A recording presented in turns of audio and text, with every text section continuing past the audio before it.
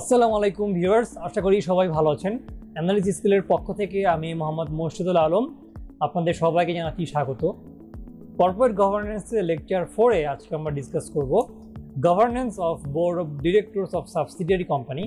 অর্থাৎ holding company যেমন board of directors থাকবে, সেভাবে সাবসিডিয়ারি কোম্পানিরও বোর্ড অফ ডিরেক্টরস থাকবে, সেটি থাকাই স্বাভাবিক। এবং তাদের গভর্নেন্স কী হবে এবং কর্পোরেট গভর্নেন্স কোডে কী বলা আছে সেটি নিয়ে আজকে ডিসকাস করব। তাহলে চলুন আমরা চলে যাই ডিরেক্টলি আমাদের শিটে point number 1 A. Composition of the board of directors of subsidiary company shall be same as the holding company. অর্থাৎ হোল্ডিং কোম্পানিতে যেমন বোর্ড অফ ডিরেক্টরসের একটি কম্পোজিশন সিস্টেম আছে, অর্থাৎ 5 to ম্যাক্সিমাম 20 মেম্বার্স, সেই জিনিসটি সাবসিডিয়ারি কোম্পানিতেও ফলো হবে। অর্থাৎ সাবসিডিয়ারি কোম্পানিতেও বোর্ড অফ ডিরেক্টরস মিনিমাম 5 এবং ম্যাক্সিমাম 20 হতে হবে।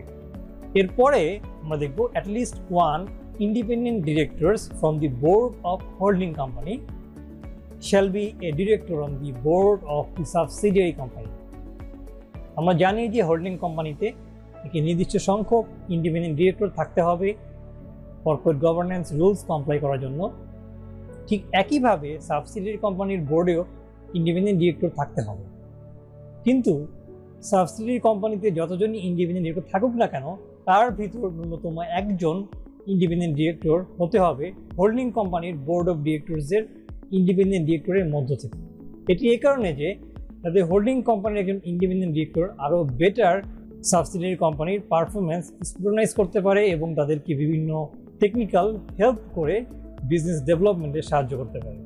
তো ভিউয়ার্স, এরপরে পয়েন্ট নাম্বার 3 তে আমরা দেখব minutes of the board meeting of subsidiary company shall be placed for review at the board meeting of the holding company. Subsidiary company যখন গঠন হবে তখন তাদের board of members obviously yearly অনেকগুলো মিটিং করবে এবং মিটিংয়ে কিছু ডিসিশন তারা নেবে, কিছু ইনিশিয়েটিভ নেবে। এগুলো মিটিং মিনিটসে লেখা থাকে। তো এই মিটিং মিনিটসের রিপোর্টটি অবশ্যই হোল্ডিং কোম্পানিকে পাঠাতে হবে এবং হোল্ডিং কোম্পানির নেক্সট যে বোর্ড অফ মেম্বার্সের যে মিটিংটা থাকবে সেখানে তারা এই জিনিসগুলো রিভিউ করবে। রিভিউ করে তারা ফিডব্যাক দিবে যে এটি তাদের গ্রুপের পার্সপেক্টিভে কেমন হয়েছে বা ডিসিশনগুলো ঠিক আছে কিনা।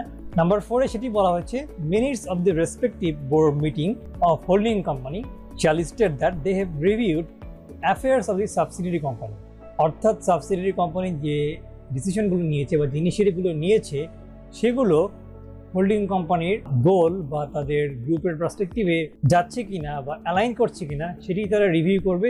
এবং এখানে মাস্ট বলা আছে যে minutes of the respecting board meeting of holding company shall state, অর্থাৎ হোল্ডিং কোম্পানির বোর্ড মিটিংয়ে যে মিনিটস থাকবে সেখানে বলতে হবে যে we have reviewed the business affairs of subsidiary company and we are pretty sure and also believe that these are in line with the group's perspective as a whole.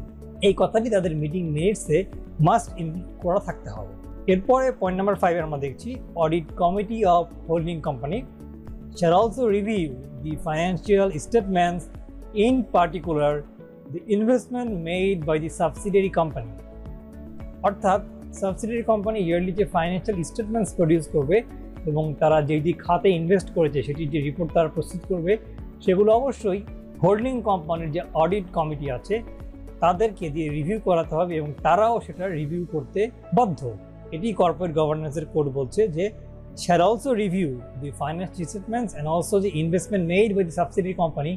এটি এই জন্য করা হয়েছে অডিট কমিটি যখন এগুলো view করবে তারা বুঝতে পারবে সাবসিডিয়ারি কোম্পানির ওভারঅল পারফরমেন্স কেমন, তাদের cash position, financial position, performance এবং তাদের ইনভেস্টমেন্ট যেসব খাতে করা হয়েছে সেগুলো ভ্যালিড এবং গ্রুপের পার্সপেক্টিভে ঠিক আছে কিনা বা অ্যালাইন করছে কিনা গ্রুপের অবজেক্টিভের সাথে, এগুলোই তারা ভেরিফাই করবে, স্ক্রুটানাইজ করবে এবং মনিটর করবে।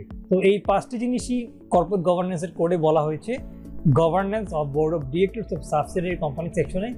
তো ভিউয়ার্স, এই রিলেটেড কোয়েশ্চেন যদি পরীক্ষায় আসে তো আমি আশা করি আপনারা খুব সহজেই এক্সাম্পল সহকারে অ্যান্সার দিয়ে দিতে পারবেন। এবং সেই সাথে নেক্সট লেকচারে, যেটা হচ্ছে লেকচার 5 কর্পোরেট গভর্নেন্স সিরিজে, সেখানে আমরা আরও নতুন একটি টপিক নিয়ে আলোচনা করব।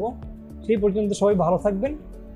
আর যারা এখন আমার ইউটিউব চ্যানেলটি সাবস্ক্রাইব করেননি তারা এখনই ইউটিউব চ্যানেলটি সাবস্ক্রাইব করে ফেলুন নিয়মিত প্রফেশনাল এবং কর্পোরেট লাইভ রিলেটেড ভিডিও পাওয়ার জন্য।